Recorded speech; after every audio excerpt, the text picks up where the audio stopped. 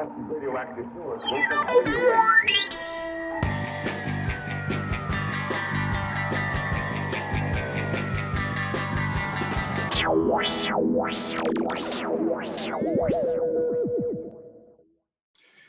Fala galera, mais um episódio do Escafandro, estamos aí de volta, sou o André Graciotti, estou com o Jairo Rodrigues e o Ramon Vitral, não sei se apontei certo aqui, mas eu inverto depois. Olá, gente.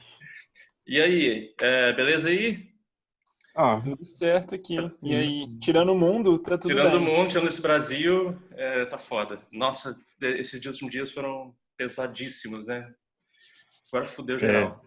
Eu não tenho perspectivas de melhora tão... Não, agora fudeu, esquece, tem melhora não. Eu tô até assistindo os filmes, enfim, depois a gente fala dos filmes, eu tô assistindo um monte de filme de futurista, apocalíptico, para poder... Se preparar. Pra me preparar, como sobreviver a essa merda toda. Já comprou sua jaqueta de couro com spike? Mas enfim, a gente combinou esse papo aí para conversar um pouco de escapismo, né, nossas vidas. Vamos falar da coisa menos importante do momento, que é o Snyder Cut. Às vezes eu me sinto culpado, sabe? O mundo tá culpado nada, não. Merda, a gente falando de Marvel, DC, sei lá. Não, mas faz parte também, porque é uma amostra do que a gente está vivendo também, né? De todas as situações tóxicas que a gente vive. E, enfim...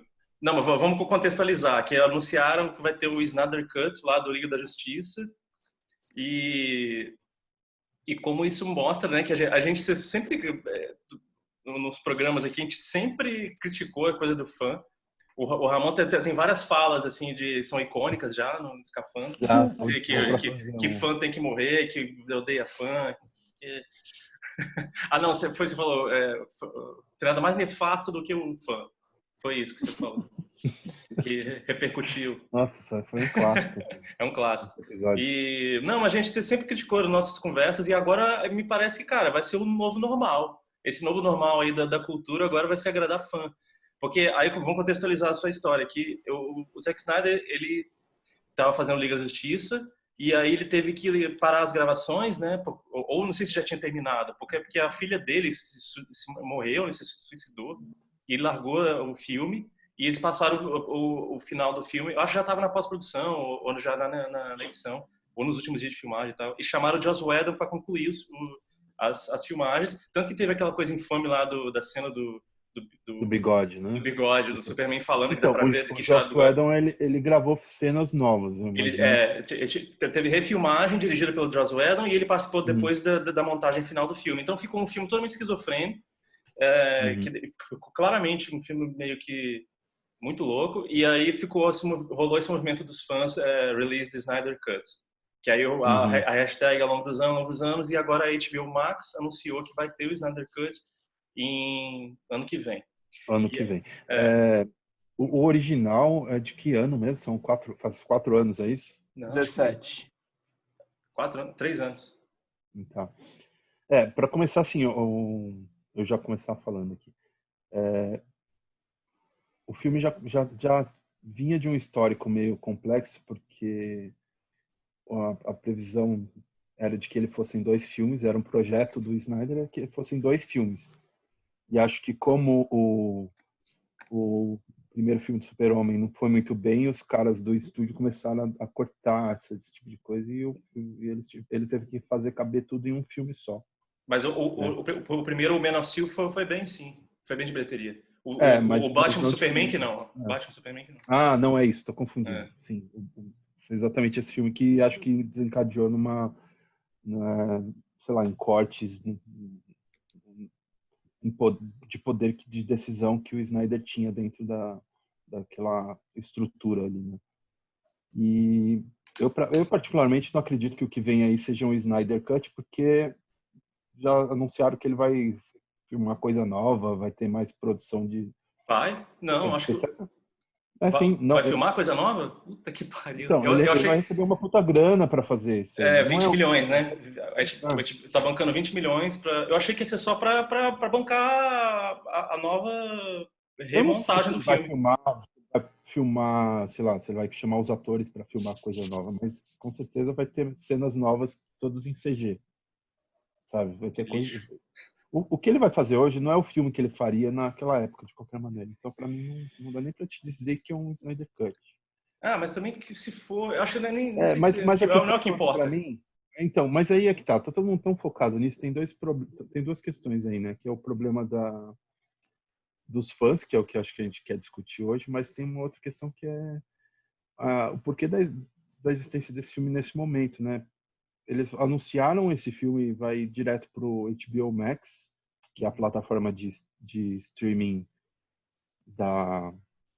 que vai receber o material da Warner. E acho que as duas fazem parte são do mesmo grupo. Né? É um outro grupo lá, sim. E é uma plataforma que está chegando atrasada nessa briga e não tem nenhum conteúdo original. Então, para mim, esse é só um jeito de atrair atenção para ela. Sabe? É oportunismo, claro. Exatamente. Então, em nenhum momento foi uma coisa, a gente quer saber a história, quer saber. Foda-se, ninguém. Se o filme vai ser melhor ou pior, não faz a menor diferença, sabe? Porque é isso, é mais um movimento de querer agradar os fãs que tem rolado em vários momentos. Teve só para citar outros, teve o Fast and Furious lá, o Velozes e Furiosos, teve o Justice for Han, né? É um personagem que ele morre lá no terceiro ou quarto filme, tá ligado? Não? Sabe, Ramon? Eu nunca vi a série toda, acho que só vi o primeiro filme. Eu conheço essa história, mas eu nunca assisti um filme dele. Aí começou a vender hashtag Justice for Han, porque ele era querido pelos fãs, ele morreu de um jeito lá que os fãs queriam que ele voltasse, eles vão ressuscitar ele de algum jeito no próximo filme. E aí o trailer já aparece ele e tal. E teve o caso do Sonic recentemente, né, que teve o backlash do trailer por causa que realmente foi horrível. Eu acho que nesse caso beneficiou o filme, mas ainda é uma coisa muito bizarra e sinistra de acontecer, de eles ouvirem uma reação ao trailer e refazer todo o efeito especial do filme, muito louco. E o que mais que teve outro caso? O que vocês lembram mais que eu tinha notado aqui? Tem o filme de Star Wars, claro. Star Wars, claro. O último Star Wars é o pior de todos, assim. É o pior exemplo, porque cagaram tudo. Assim, eu acho que o problema dos Star Wars novos tá na concepção da trilogia nova por inteiro, assim. Mas aí teve esse caso de que a reação ao Last Jedi, que é o último Jedi, que foi o segundo filme, teve uma reação muito controversa, foi muito polarizada, um monte de fã fez abaixo-assinado para apagar do cânone de Star Wars, né? E a Disney meio que ouviu os fãs e fizeram o terceiro filme meio que apagando tudo que o segundo fez.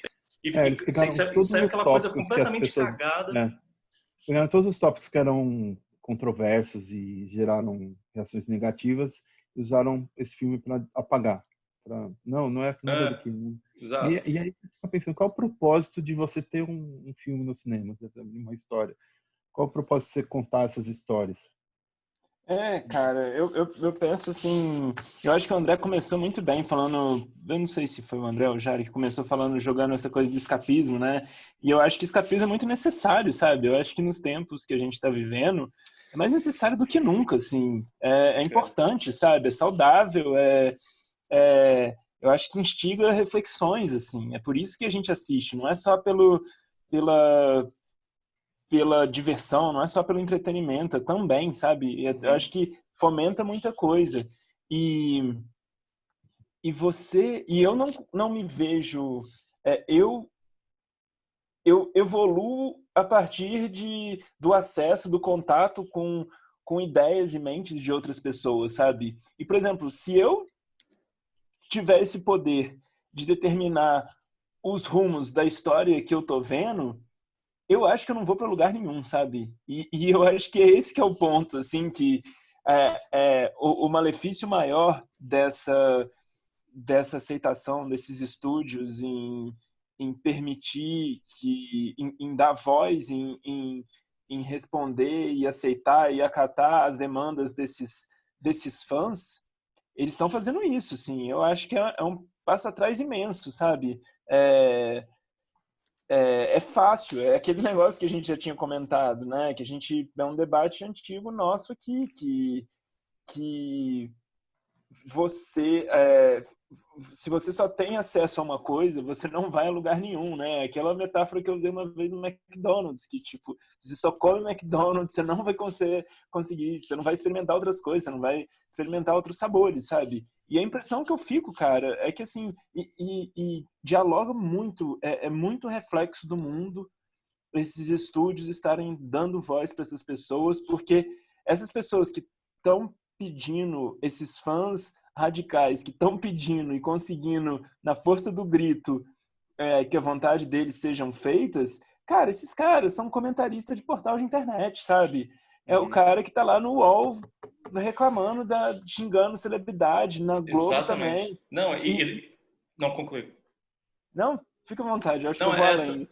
porque, só complementando, no caso do Liga da Justiça, ainda teve fã que ficou ameaçando crítico, sabe, de morte, assim, rolou porque a maioria da crítica meteu o pau no filme, né, no Liga da Justiça, que é um desastre mesmo, e eu acho que é um desastre de qualquer maneira, né, você pode botar o cut de quem você quiser, vai ser um lixo, não tem como salvar aquela porra. E tipo... Mas a questão é que eles não querem salvar nada, né? Exato. Mas aí é exatamente isso que a Alma tá falando. Quando você...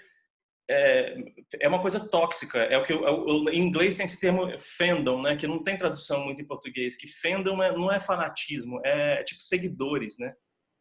São os fãs que são seguidores. É uma ideia de comunidade, eu acho, fandom, né? E tem se discutido muito essa coisa do toxic fandom, né?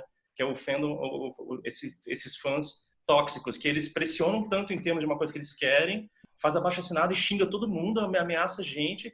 E a partir do momento que eles se propõem, eles topam a ouvir essas pessoas, você está dando precedentes de que esse comportamento é aceitável, sabe? Já começa aí. Independente de uma discussão artística, se vai ser bom ou não, se é autoral ou não, se o Zack Snyder é alguém que merece algum cut, sabe? O Zack Snyder, sabe? O Zack Snyder ficou velho. Para começar, acho que o estilo dele já envelheceu. Acho que os filmes da DC eles já não queriam ele já há muito tempo. Já. A partir do Batman Superman, ele já ficou para trás no momento, assim, da forma de fazer filme, no tom de filme. Esse som dark, sériozão, já ficou para trás, sabe? A Marvel já superou isso e todo mundo tá seguindo outro tom de filme.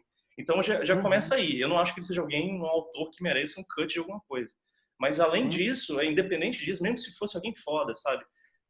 Isso vem de um grito muito tóxico, sabe? E que no fim, toda cultura tá dando precedentes para isso acontecer cada vez mais, sabe? Eu tava pensando, cara, eu não sei se vocês ficaram sabendo essa semana, entre as coisas que eu assisti lá, o documentário do Michael Jordan, não sei se vocês viram, mas achei bem legal o documentário. Tá todo mundo a gente pode conversar sobre ele depois, e eu sempre falo que eu gosto de esporte e tal, e uma coisa que eu tenho acompanhado, que é um frisson que me interessa, assim, porque me choca, que eu não sei se vocês estão vendo, que estão fomentando e instigando que tenha uma terceira luta entre o Mike Tyson e o Evander Holyfield. O Mike Tyson está com 53 anos e o Holyfield está com 57 anos. E assim, eu não consigo imaginar nada mais deprimente do que dois senhores, sabe? Por melhores que eles estejam fisicamente, subindo num ringue de boxe e se matando, assim, tipo, um dando soco na cara do outro, porque fãs querem. Rock 6 foi isso, não foi não? Rock 6 ele já tinha 50, 60 anos. Já. E é deprimente, sabe? Assim, eu tenho, cara, outra comparação gastronômica aqui que eu vou fazer. Para mim, uma das experiências gastronômicas que eu acho mais repulsivas é ir ao Spoleto. Porque eu vou no Spoleto e eu vou lá, eu tenho todos os ingredientes à minha disposição, e aí eu sei os ingredientes que eu gosto, e aí eu vou pedindo para a pessoa misturar, e fica horrível. Eu nunca fiz um bom prato do Spoleto, sabe? Adorei a analogia. E assim, se eu quero ir num restaurante italiano, me entregue, por mais que eu repita o prato, me entregue algo que aquela pessoa que está cozinhando sabe fazer, sabe? E aí, assim, a gente encontra esses fãs de Spoleto, sabe? Que é o cara que quer que o filme seja feito da forma como ele quer, sabe? E claro, assim, que é uma indústria que fica se... É uma coisa cíclica, né? É claro que o Holyfield aparecer malhando no Instagram dele, depois o Tyson treinando, pode ser algo que já vem, assim, de... Será que a gente não pode fazer isso acontecer e vamos instigar os fãs? E da mesma forma que o Snyder... Putz, quem sabe não foi a própria Warner que lá atrás já não tinha... Olha, vaza aí que tem, porque vai que, quem sabe essa possibilidade aí não anima e a gente pode fazer um pouco mais de dinheiro com esse filme depois, sabe? Eu não descarto nada, não, porque Porque esse conformismo, essa retroalimentação, essa limitação do conteúdo e essa oferta do que as pessoas querem ver ou acham que querem ver, diz respeito sempre à manutenção de um status quo, sabe? De um ódio à familiaridade eterna, né? Que você só quer Não, familiaridade eterna, cara. Nossa, é fácil. É aquele negócio que a gente já falou, enfim. Mas é aquilo que o Jairo falou. Eu acho também o lance do Snyder Cut é isso. Não tem nada de ouvimos os fãs. Não, é que a HBO Max está vendo como oportunismo, porque já sabe que tem um público garantido que vai assistir isso e que é um oportunismo numa época que a guerra dos streamings vai se acirrar cada vez mais, né? Agora é o momento que os streamings vão bombar de uma forma incomparável dos últimos tempos. Então tá uma guerra de streams. Quem tem a maior propriedade para conseguir assinatura? Então eles prometeram ano que vem para já agariar assinatura, né? Isso vai bater de frente com os filmes da Marvel, né? É o quê? Vai bater de frente. Já. Diga aí. Não, eu tô falando, isso é uma época, a gente tá numa época que as pessoas você não pode mais ir pro estúdio gravar uma coisa nova. Tem que esperar agora. Então, exato. Então eles vão... O que é, Ramon? Diga aí. Não, é que um detalhe é que vai estrear também no momento em que as séries da Marvel pro Disney Plus vão estar estreando, né? Uhum. É uma forma de dar um tipo, é uma reação e marcar uma presença no mercado, enfim. Mas a Disney conseguiu concluir as filmagens? Porque eu vi que o Gavião lá e o Gavião e o... Algumas séries da Marvel foram interrompidas. Invernal, né? Invernal foram interrompidas. Então eles não vão exibir uma temporada pela metade. Eu não sei. Eu sei que os calendários, por exemplo, o WandaVision lá já tá planejado, enfim. Então já concluíram temporadas, assim. Então, e aí se você tem a demanda de algo que já existe, é muito mais fácil para elas, né? Uhum. Mas é muito louco, assim. Mas eu fico... Você ia falar alguma coisa, já? Não, pode continuar. Não, é que uma questão aí que eu vou jogar com provocação, assim. Será que, na verdade, essa coisa de dar ouvido para os fãs, que hoje está se cada vez mais, de uma forma que nos espanta, mas é muito diferente dos testes de screenings? Então, Só para quem não sabe, teste de screening é aquele teste inicial que, antes de lançar o filme, eles pegam um público baseado num critério demográfico, etário, e exibe o filme e depois passa um questionário para as pessoas se elas entenderam o filme, se o que acharam do ritmo do filme, se entenderam a tal coisa, e dependendo do resultado, eles às vezes muda coisa, muda a montagem, às vezes tem casos de refilmagem, muda a final, tem coisas assim. E é muito comum em grandes filmes de estúdio, né?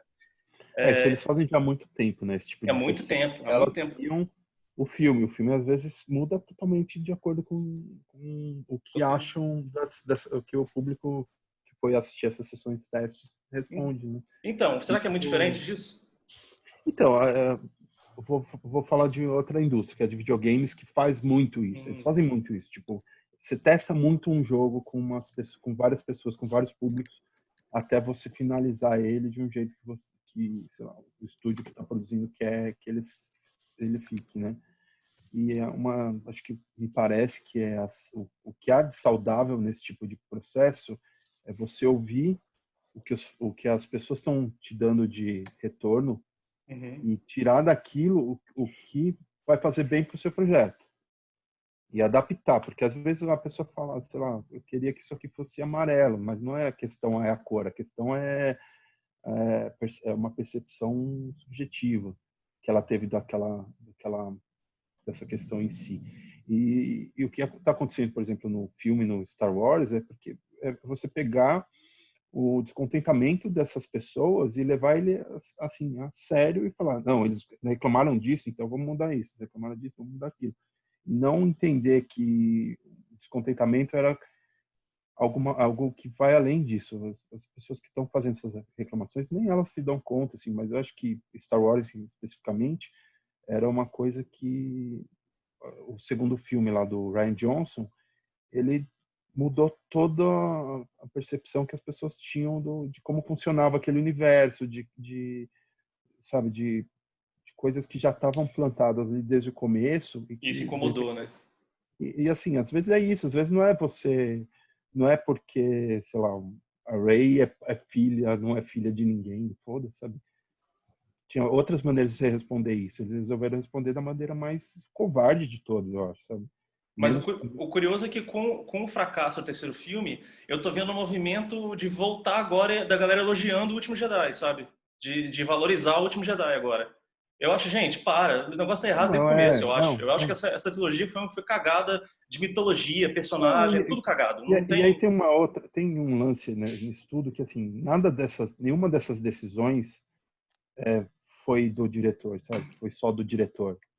O diretor, o Ryan Johnson, chegou lá com o projeto dele lá e falou, eu quero fazer isso, isso e isso. Com certeza, dentro da Disney, isso passou por muita gente. Todo mundo fala, tá bom, vai lá e faz. Tá bom, vai lá e faz. E aí é por isso que eu falo que é covarde. Porque depois que todo mundo aprovou isso e as pessoas não gostaram, aí, de repente, a culpa é de um carinha ali. Exatamente. E aí... esses filmes são um produto bizarro, que passa na mão de um monte de gente. Não tem dessa de autoria, né? Essas coisas. E aí você pega, por exemplo, o Joss Whedon, que foi fazer o Liga da Justiça. Eu não acho que... Ele foi remendar o Liga da Justiça. Exatamente. Eu não acho que aquela é a visão. Aquela não é o Joss Whedon's cut, sabe? Não, é isso que eu falo agora. É isso que eu falo agora. Agora, quando todo mundo vê o Zack Snyder Cut, vai todo mundo achar uma merda. Agora lança o Joss Whedon Cut. Então. Por isso que eu acho que tem uma visão dentro, especialmente nesses filmes gigantes, né? Star Wars, Warner, Mario. Não é uma pessoa, não é a visão de uma pessoa que está ali. Exato, também acho. Eles querem tirar lucro. É diferente, por exemplo, você falar sei lá, do Aliens, do David Fincher, ou do... Mas que ainda assim é um filme é um filme para ele foi vender hambúrguer, sabe? Foi total, não acho assim, que tenha uma coisa autoral. Ele era um cara por se exemplo, estabelecendo. Blade Runner, sabe? Tipo, interferência de estúdio sempre teve e sempre vai ter, porque faz parte do processo. Mas eu acho que essa questão desses filmes que nós estamos discutindo é outra coisa, uma coisa que é dinheiro, sabe? Não, eu lembrei dos testes de screening, porque também é uma coisa de moldar o filme baseado de uma segurança de investimento. De moldar o filme baseado em umas respostas porque você tem medo do que pode acontecer e você não quer um produto incerto, né? Que você acha que o retorno vai ser incerto. Então, os testes de screening, eles pegam pessoas selecionadas, que eles acham que vai ser o público do filme, e vê a resposta delas. E tem vários casos de filme que mudou o final. Acho que o Extermínio, aquele de zumbi do Danny Boyle, mudaram o final por causa do teste de screening. Aquele filme da Julia Roberts, aquele famoso, O Casamento do Meu Melhor Amigo, é um caso famoso também, que no fim ela saía como vilã. Aí a galera nos testes de screening, todo mundo detestou, eles refilmaram. Aí é um caso extremo de ter refilmagem, assim. Chamaram os atores, refilmaram o final de que ela fica amiguinha.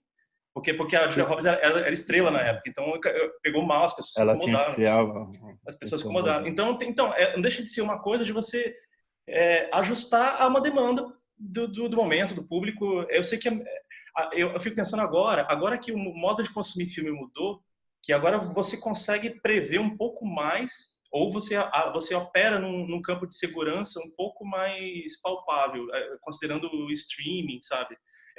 A forma de fazer trailer. E tem as formas...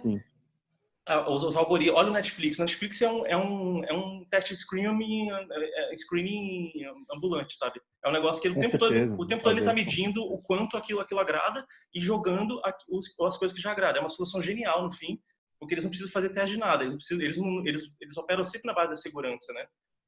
Mas eles trabalham também na cauda longa, né? Tipo, sim. O que me agrada não te agrada. E, sei lá, o que me agrada, por mais nicho que seja, pode ser que nos não sei quantos milhões de assinantes eles tenham, 100 mil pessoas queiram assistir aquilo, sabe? Sim, mas eles nunca vão produzir uma série de alienígena B se os dados deles não mostrarem que as pessoas estão interessadas nisso. Entende? Não, isso sem dúvida.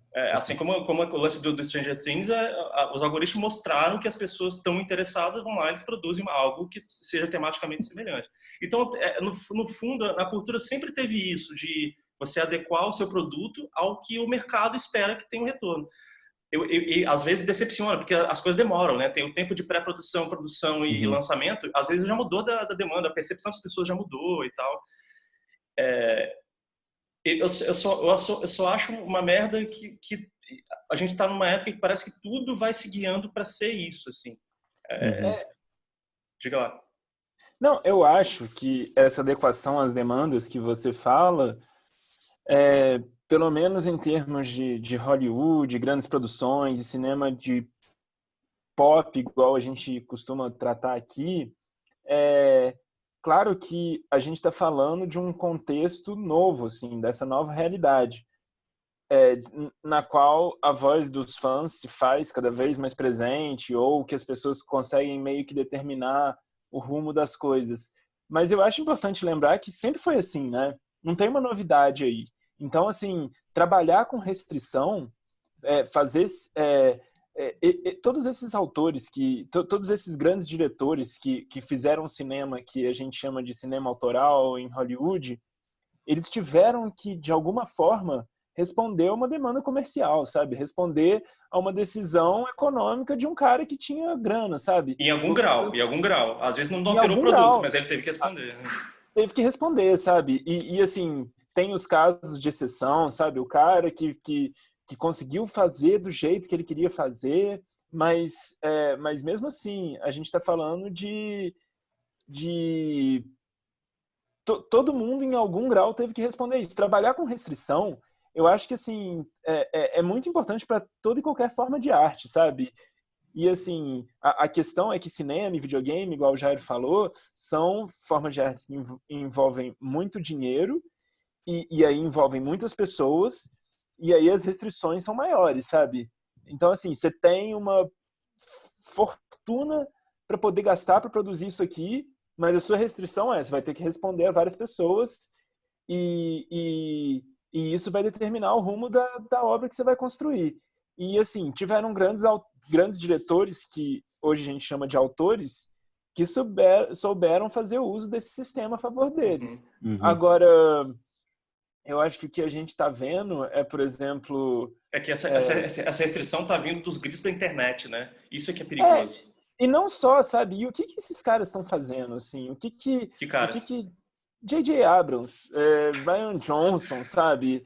Zack Snyder. Eu acho assim, por exemplo, o que eles entregaram de minimamente memorável? O que eles não entregaram? Assim, claro que o debate em torno do Zack Snyder é interessante, porque, querendo ou não, é aquele debate mais complexo de que, sim, os filmes dele têm uma personalidade, sabe? Então, assim, goste ou não, ele entrega algo minimamente autoral, sabe? Mas, por exemplo, você vê o J.J. Abrams... Hoje, para mim, ele é assim, o menino de ouro da indústria, porque ele compreende a indústria e entrega as coisas que são mais convenientes para a indústria e para os fãs, que é basicamente nada, sabe? Aquele tão badalado TED do J.J. Abrams, da Caixa de Mágica, que ele fez há uns anos, que foi uma Mystery coisa Box. cultuada, do Mystery Box dele, que ele ficava falando, não, e eu nunca vou abrir a caixa, porque a graça tá no mistério. Cara, não tem nada na caixa. Essa que é a questão, sabe? Tipo, não tem nada ali, é a ilusão, sabe?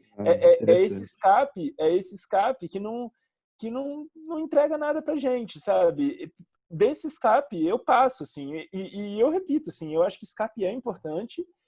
A gente não tá fazendo aqui, eu acho que o Escafandro, eu acho que apesar de todas as críticas que a gente faz, a gente grava porque a gente gosta de bom entretenimento, sabe?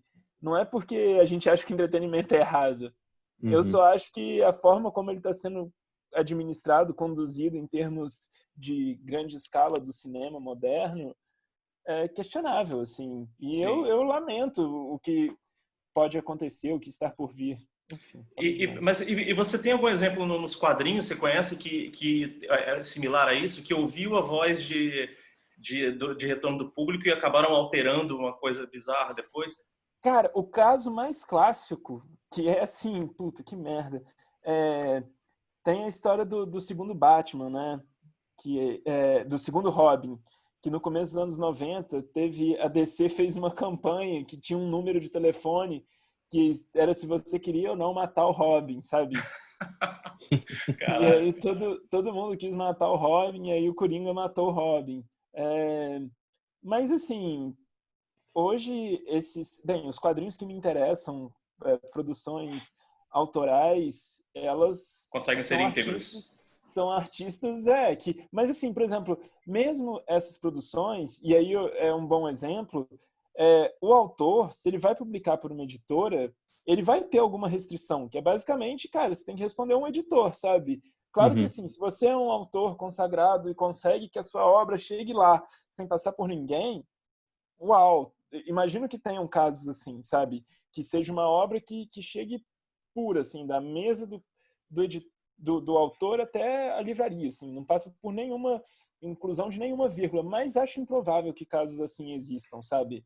Até porque o editor, nesses casos, ele tem que falar para um cara que está escrevendo, falar, ó, você não pode ter tantas páginas porque isso vai encarecer o seu álbum em tantos e as pessoas não vão comprar. Mas o meu ponto é assim, por exemplo, eu fico imaginando um autor igual o Chris Ware, que eu gosto muito, que é um cara que vai lá e faz uma caixa com 14 edições, cada uma num formato que é tipo, caralho. Mas aí ele já E tá a no editora status... banca isso, mas mesmo Então, nesse mas status, quem é esse André, cara no cinema, sabe? mas mesmo nesse status, eu não consigo imaginar esse cara, sei lá, um revisor não relendo aquilo e tipo, cara, coloca uma vírgula aqui, faz, sabe, ninguém Não, consegue tudo bem, escrever. isso sim. Mas e o público? E questão de já adequar a resposta do público, essa que é a minha dúvida. Então, Acontece? esse que é o ponto. Esses autores que eu vejo, e aí as restrições partem da indústria que eles têm que responder, e aí chefes e coisa e tal, são um caso. Agora, eu acho que o outro caso no qual tem que responder a indústria são os quadrinhos industriais, por exemplo, sabe? É o que a Marvel e a DC tá fazendo, assim, que assim, cara, todo ano tem uma grande saga que, bem, o que fica pro cânone é aquilo que foi bem recebido por parte dos fãs. E geralmente são coisas mais bem conduzidas, mas ao mesmo tempo tem muita coisa que não sei, assim, eu acho que não tem coragem de bancar, sabe? Tipo, vai lá, mata o Batman, as pessoas querem o Batman de volta, traz o Batman de volta. Assim, tanto que é aquele negócio que a gente já falou, sabe? A experiência de você consumir ficção, ela muda quando você sabe que não vai ter impacto, que você não consegue se colocar dentro do contexto da história. Se é uma história que se propõe início, meio e fim, em que contexto, em que ambiente que eu tô ali, sabe? Em que momento da história que eu tô. Então, assim, nada é relevante, nada... Eu não me envolvo mais em obras nesse formato, sabe? E é isso, por exemplo, os filmes da Marvel, eles vão inflacionando o ambiente que, por exemplo, o que vem depois do Thanos, sabe? Eu cansei, cara. Tipo, pra mim, fecha ali, sabe? Enfim. Mas é porque me diz muito essa coisa de também, não só a cada vez menor disposição das pessoas de se depararem com algo que as provoque uma emoção nova. Eu acho que as pessoas estão mesmo cada vez menos dispostas a isso. Tipo, eu ouço muito esse papo, hoje em dia principalmente. Não, eu quero algo que não me provoque nada, porque o mundo já está difícil, a gente está lidando eu não quero pensar. Isso, não quero pensar, eu quero ligar o negócio e esquecer, esse papo. Gente, tem tanta coisa que você pode relaxar e esquecer, sendo legal, sendo novo, sendo estimulante, tem muitas coisas, ficar vendo qualquer coisa. E aí eu acho que isso vai criando certos vícios, também de vícios do que você acredita que as coisas tenham que ser. Só que eu acho que a gente vai ter que parar aqui para começar outro por causa do Zoom, com os 40 do Zoom. Eu continuo o raciocínio no bloco 2. Já voltamos.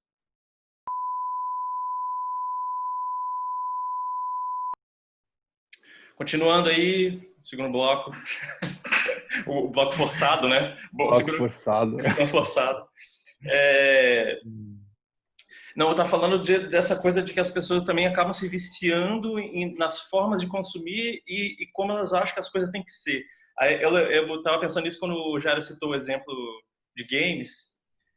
Tem um exemplo que é muito representativo disso tudo, que foi o do Mass Effect 3, tá ligado, Jairo? Do Sim, jogo. que mudaram o final do jogo. Porque... não é que mudaram, é porque é o seguinte, um jogo é meio RPG ação, então RPG você faz escolhas ao longo do jogo que vão definindo certos caminhos que você vai tomando, né?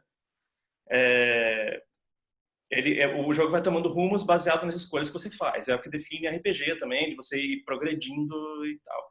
E no final do terceiro jogo, que seria a conclusão da trilogia, teve um final que foi igual para todo mundo. Era simplesmente um final. E a galera ficou revoltada. Eles escreveram pra BioWare, que fez o jogo, fez abaixo-assinados, caralho. A galera teve um backlash sinistro, hashtag e os caralho. E aí eles lançaram um DLC, um conteúdo... como é que chama DLC? Downloadable... Content. Downloaded content. Um conteúdo para baixar, póstumo, assim. E que um extra que você adquire. Um extra. Ele corrigia, entre muitas aspas, ele dava, assim, dependendo das suas escolhas, ele dava 3 finais diferentes. Ou era isso? Não. Acho que era isso. Ele dava opções de alguns finais diferentes e customizava algumas coisas e tal. Ou seja, atenderam a porra dos fãs. E eu fiquei revoltada, porque eu joguei ele antes disso, logo que saiu eu joguei. E, cara, eu acho uma das melhores histórias de ficção científica já feitas, de verdade. É nível Matrix, assim, pra mim. Eu fiquei muito impactado com o final. Eu fiquei, caralho, que foda. Tinha tempo que eu não vi uma história de ficção científica que fechasse tão bem. Mas aí, por quê? Porque também, assim, eu não sou esse gamer de ligar para essas coisas, de customização, de expansão das coisas. Não, eu realmente estou interessado nas narrativas. Até porque eu acho os games hoje estão evoluindo para ser a mídia mais completa de narrativa que a gente tem, assim, sabe? E eu acho que era um jogo que explorava uma narrativa muito foda, era uma história muito bem contada e que eu sempre defendi, cara, em nenhum momento eu esperei de que o final fosse customizado por causa das minhas escolhas. Eu realmente queria ver o final do jogo, sabe? No final, a trama era um só. Você lutava com uma raça alienígena lá. E ele conclui isso, mas de uma forma super bonita, filosófica. Tem toda uma questão meio misteriosa também, que eu fiquei, caralho, que foda. Eu fiquei chocado, a galera ficou puta. Aí eles fizeram um negócio que explicava, que dava explicação, que ampliava o final. Aí eu fiquei, puta, sério, os fãs estão fudendo a cultura mesmo, assim. Mas eu acho que tem a ver com expectativas, né? Você... sei lá, para você a expectativa era só receber essa narrativa, mas para outras pessoas não. O que eu acho que está acontecendo muito é as vozes por trás das obras estão sendo deixadas de lado, sabe? Tipo, o autor está deixando de existir. Então, sei lá, sempre vai ter o J.J. Abrams, como sempre teve um Ron Howard, como sempre teve sabe, esses diretores que vão lá entregar o produto redondo sem arestas para não machucar ninguém. E aí, como isso está... porque assim, se você faz um produto com a intenção de agradar todo mundo, ele vai ser um produto sem sal, sem sabor, porque eu gosto de pimenta, você não, sabe? Eu gosto, sim. Você gosta? Não, enfim. Mas, enfim, e isso está se tornando a norma, né, cara? Especialmente para essas superproduções, porque, cara, é um investimento envolve risco, e quanto menos risco você tem, melhor é o investimento. Só que nisso você está perdendo os grandes autores, sabe? Você não vai mais ter os Kurosawas, os Hitchcocks, sabe? Esses caras vão começar a desaparecer do cinema. Eu tenho medo disso também. Não só do cinema, acho que cultura como um todo, assim.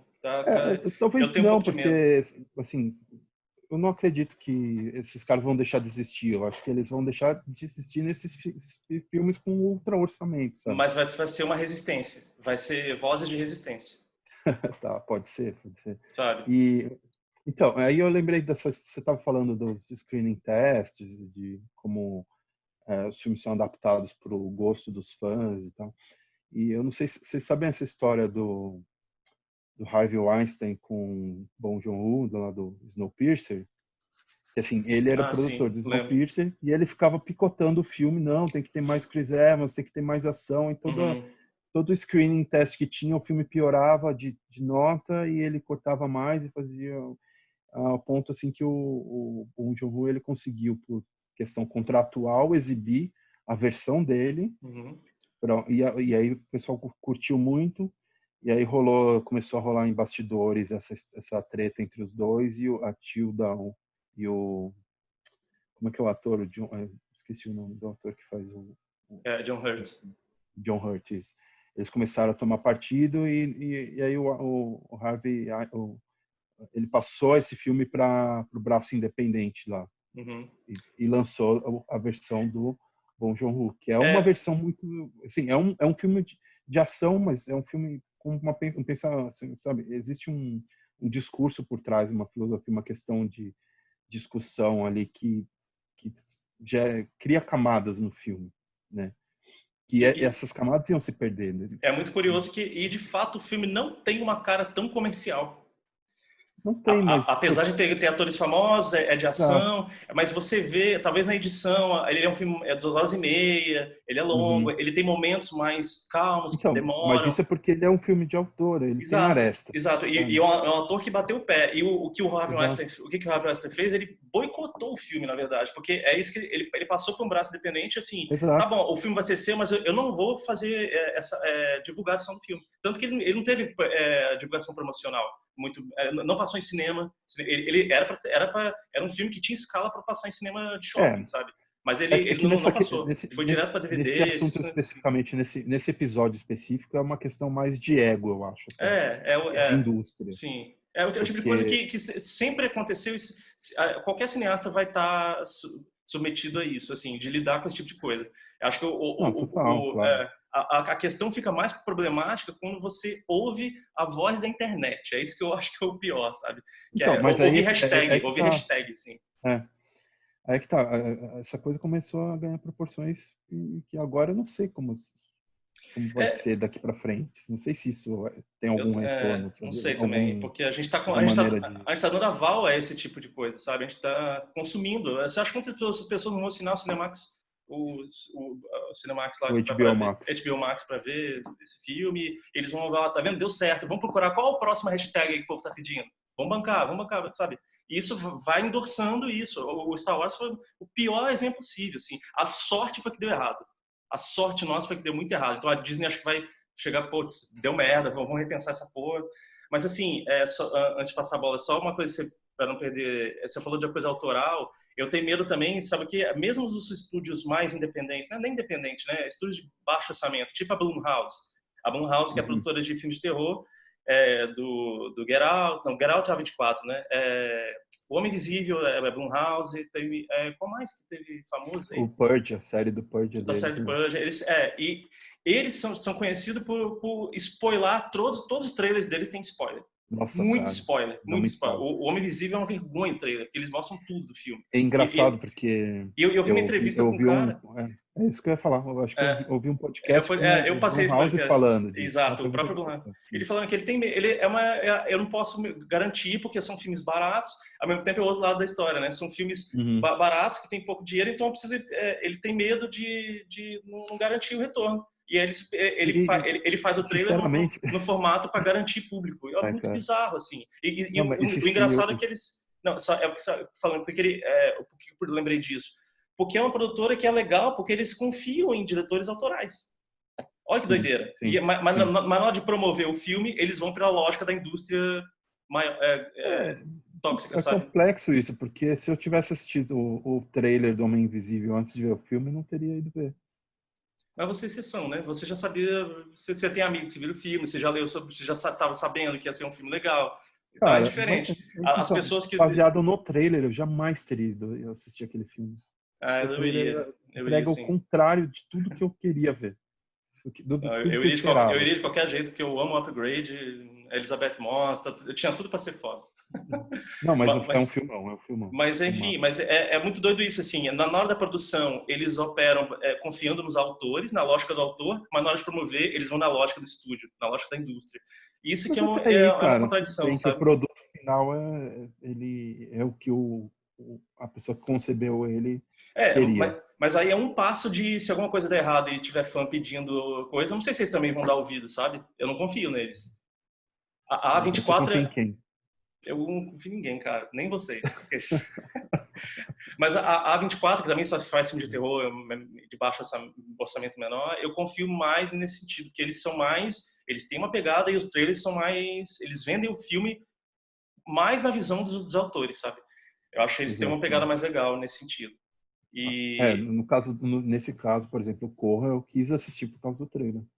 Mas o trailer também, se bem que o trailer tem spoiler, tem. Mas é que tá, o trailer eles lançaram, sei lá, muito tempo antes de sair o filme. Então, chegou o filme e já tinha esquecido. Mas eles mostram um pouco da cena final lá, é desnecessário, mas é raro, é raro. Eu fico pensando só de que, assim, cara, a última grande obra que a gente teve, que é uma coisa que eu vi recentemente e acho que tem a ver com o assunto, obra de autor que questiona tudo isso, acho que foi a última grande obra, assim, que é caro, é uma coisa serializada, que foi exibida num canal, sei lá, Max, como é que é? Como é que é o nome do canal? Showtime. E que de um autor, que bateu o pé para fazer do jeito que ele quis e que no fim a série é muito sobre tudo isso, que é o Twin Peaks, o Retorno, do David Lynch, que no fim a série inteira é sobre subverter a expectativa do que você quer de uma série 20 anos depois, sabe? É exatamente sobre, para mim a série é sobre o que os fãs querem, sabe? Que ele não entrega nada do que eles querem e no fim a série questiona tudo isso, assim. E acho que se bobear, vai ser a última grande obra de um autor que se manteve íntegra e que questiona a temática da série, é questionar isso, sabe? Enfim, só lembrei disso. Como que você classifica uma grande obra? Nossa. Que pergunta. Vou me esconder aqui para não responder não. Como assim? O que você quer dizer com isso? Você falou que é a última grande obra que... Não, de grandiosidade, assim. É uma série que teve 18 horas, sabe? Foi exibida no canal, teve repercussão, teve conversa, David Lynch, sabe? Um dos grandes autores respeitados até hoje. Então, acho que é grande nesse sentido, hein? De importância cultural, de grandeza cultural. Mas, independente de qualidade, não estou nem entrando em juízo de valor. Estou dizendo nesse sentido, assim.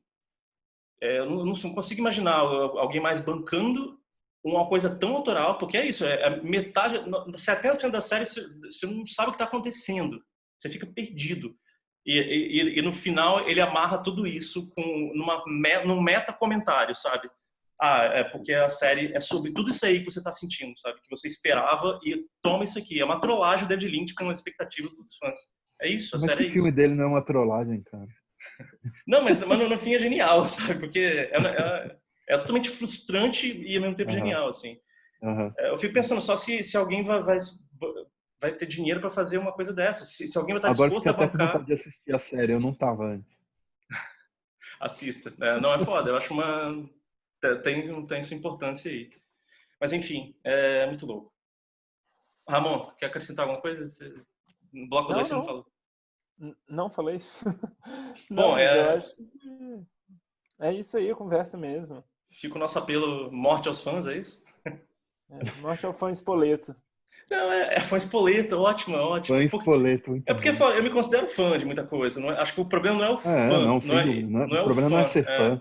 É você querer interferir nas coisas, né? Sei lá. É engraçado, né? Se parar pra pensar se isso existisse há muito tempo, há muito mais tempo. Imagina, sei lá, o pessoal dando pitaco na Mona Lisa. Eu não me coloco como fã dentro do que o conceito que se criou em torno do termo hoje, não, sabe? Qual é o Porque a conceito gente, do termo? assim, não consigo definir ao pé da letra, mas assim, a ideia de fã hoje para mim é uma criatura mimada que quer ver que quer assistir o que quer assistir, Uma sabe? O que é criatura, eu acho. conveniente para ela, sabe? Agora, Não, eu tô levando fã na forma de gostar muito de uma coisa, de acompanhar uma pessoa.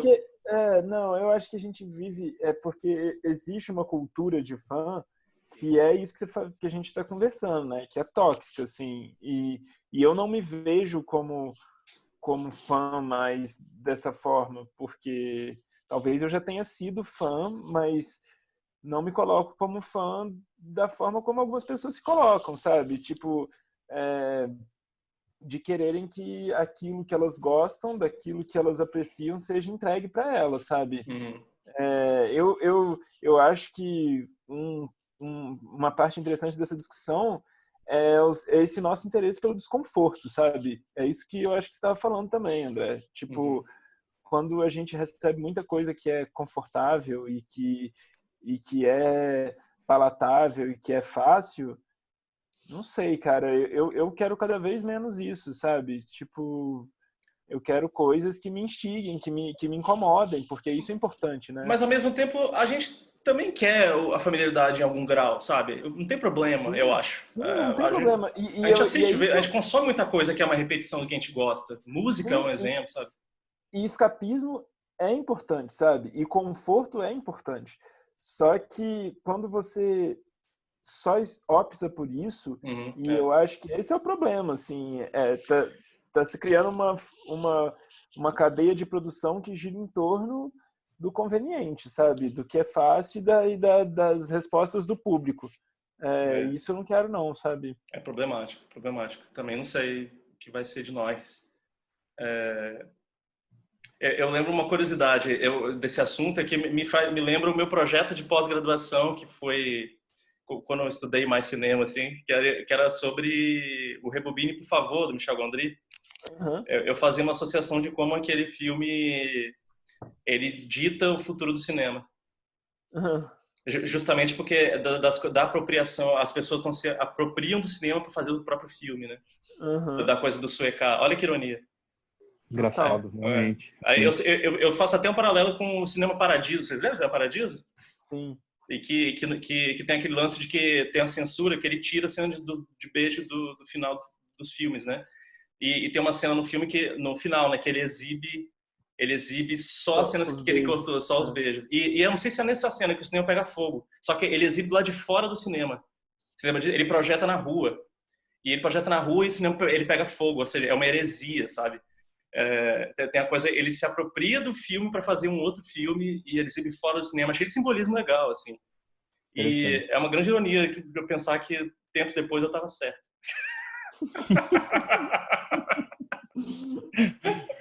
Ai, cara.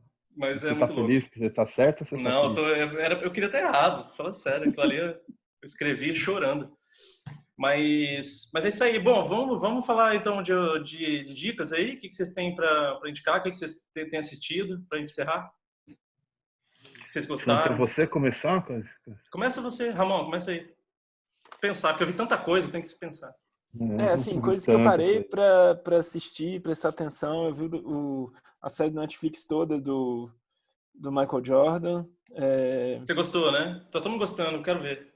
Eu gostei com restrições, assim. Acho que também é uma série bem chapa branca, assim. Ela é brilhante, é incrível ver o que o cara faz, sabe? Ele é um atleta incrível, sabe? É uma exceção e eu acho que isso é inquestionável e é maravilhoso ver as cenas dele jogando e a história do time do qual ele fez parte, que foi uma equipe histórica.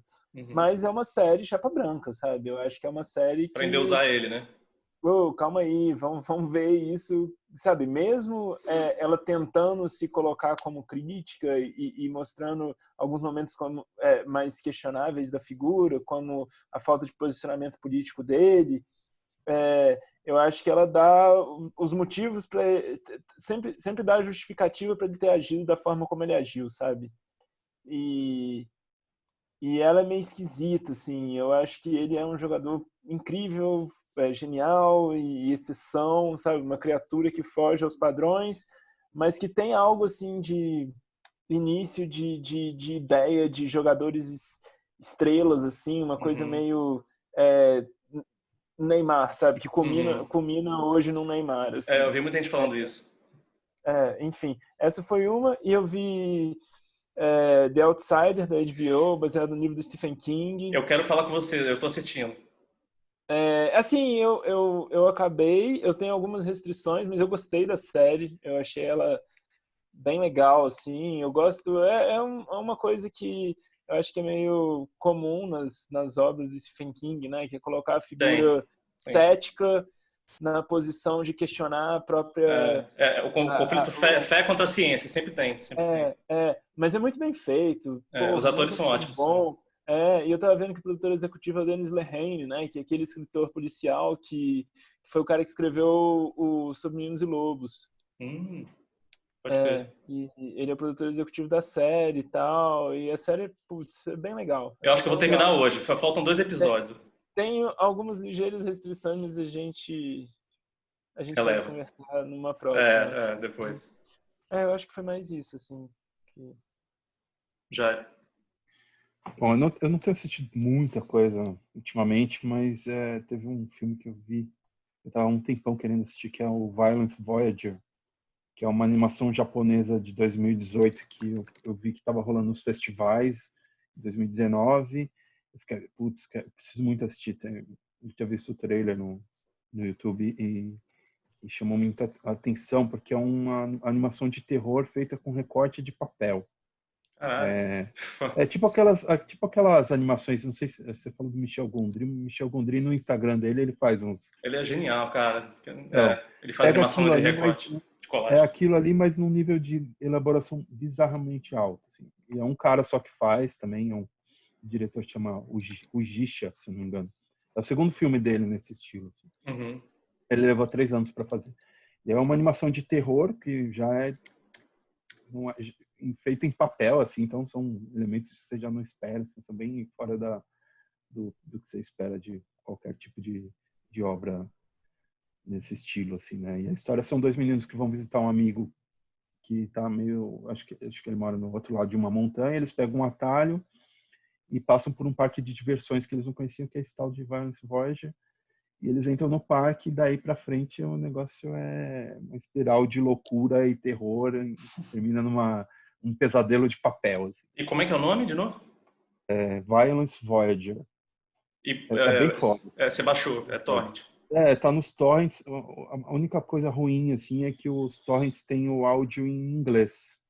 Eu imagino que os áudios, que é bem esquisito, assim, na real. Eu imagino que o áudio original seja melhor.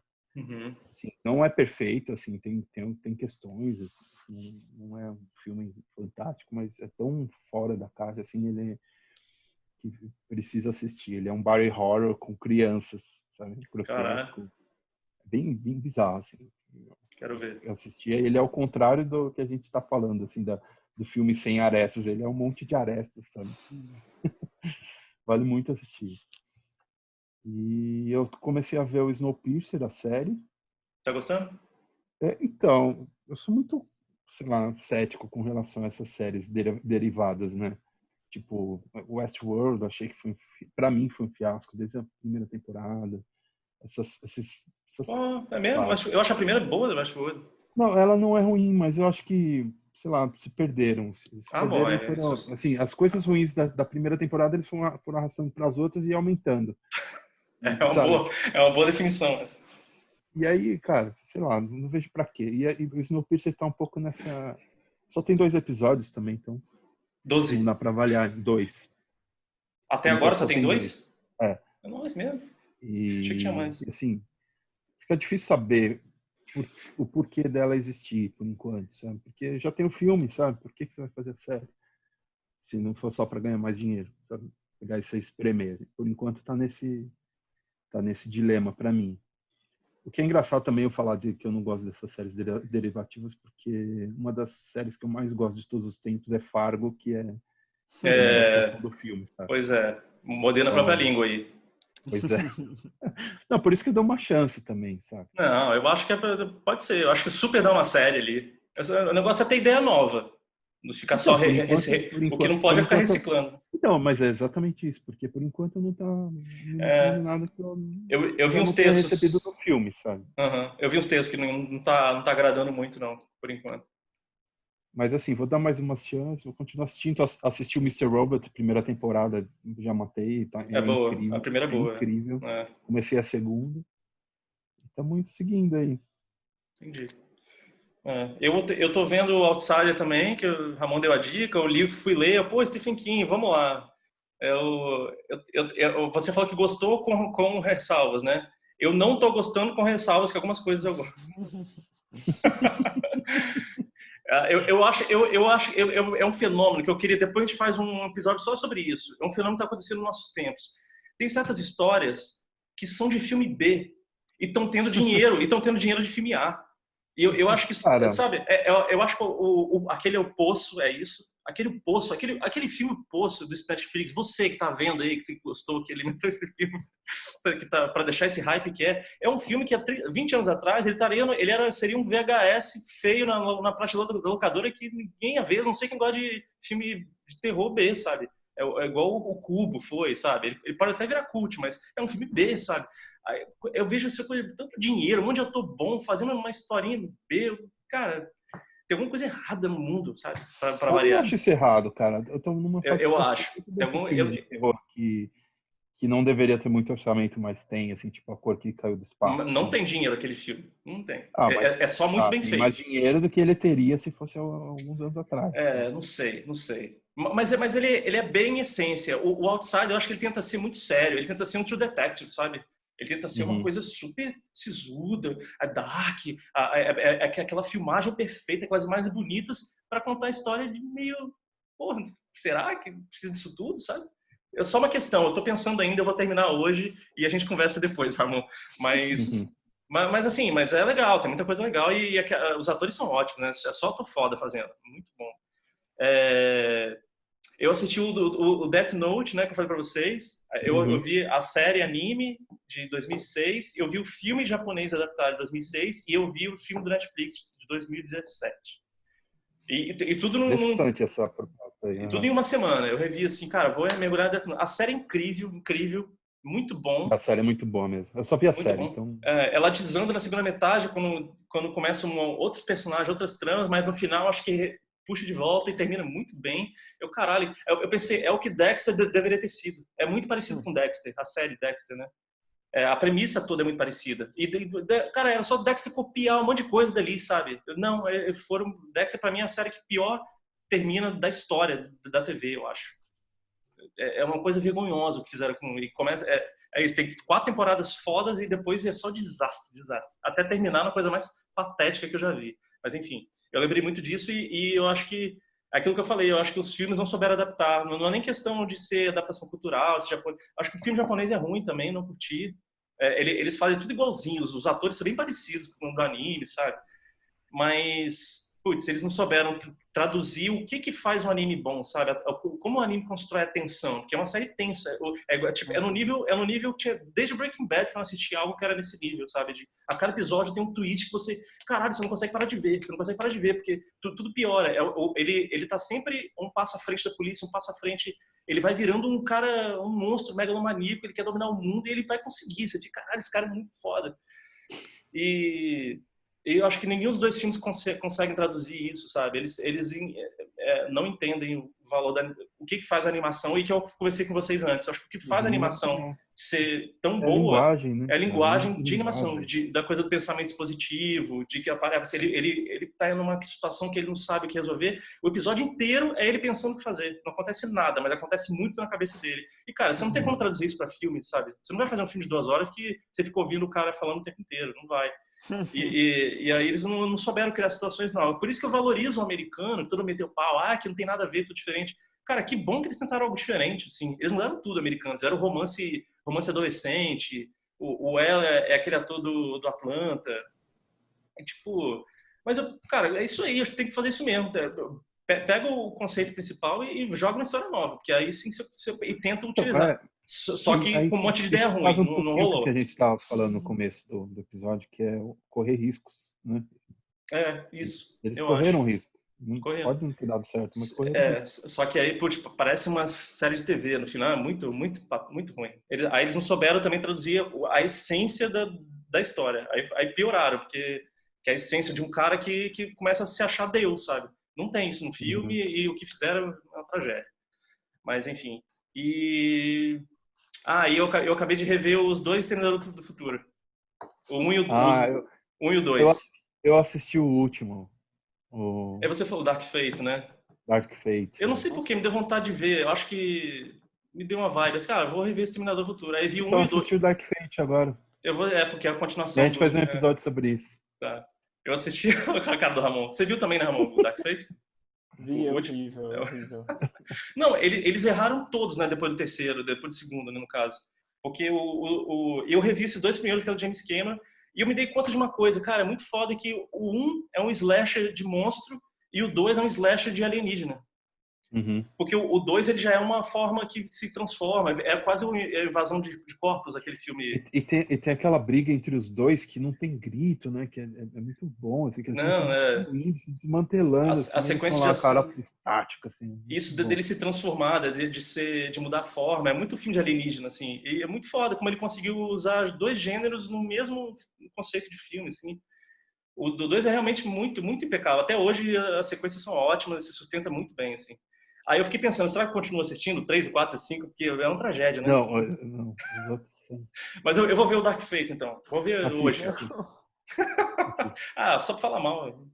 Não, depois a gente discute. É. Mas e enfim, é isso. E uma coisa que eu só ia puxar aqui para encerrar, baseado no que tá rolando esses dias aí, que eu tô me deixando deprimido pra caralho, assim. Essas manifestações nos Estados Unidos, o que vão acontecer aqui cada vez mais e tal, esses idiotas aí nazistas, que agora já não é mais a ascensão do fascismo, né? É o fascismo mostrando as caras, né? Então, sei lá, eu só fico pensando que, cara, agora não tem jeito, não ser revolução, vai ser guerra civil. Eu acho que acabou, cara. Acabou a esperança, assim. De verdade. Por isso você tá assistindo esses filmes. Também. E me lembrou que eu dei a dica lá do Strange Days, que é muito no fim, olha só, uma semana depois aconteceu quase a mesma coisa que o Strange Days. Que o Strange Days é toda a coisa dos policiais que matam um negro famoso e eles tentam encobrir o crime com medo de gerar uma revolução.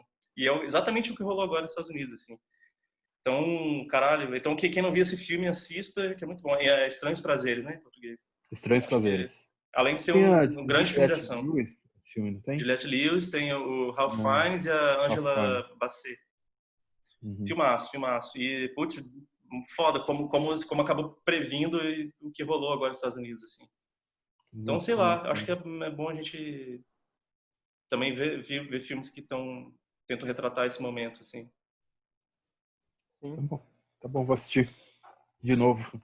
Eu assisti na época, não lembro tanto, assim. Mas não, reveja, vale a pena. Muito bom. Bom, então é isso. Espero que todos fiquem bem. Fiquem em casa. Fiquem bem. Apesar de abrirem as portas por aí, fiquem em casa. Isso aí. Então, fica a mensagem. Como é que foi, Ramon, a mensagem final? Morte não, né? Chega de morte. Mas tá entrando no clima dos caras. Chega dos fãs Spoleto. É a mensagem do episódio. Não seja um fã Spoleto. Não seja um fã Spoleto. Melhor assim. Então é isso aí, gente. Valeu. Até a próxima. Até.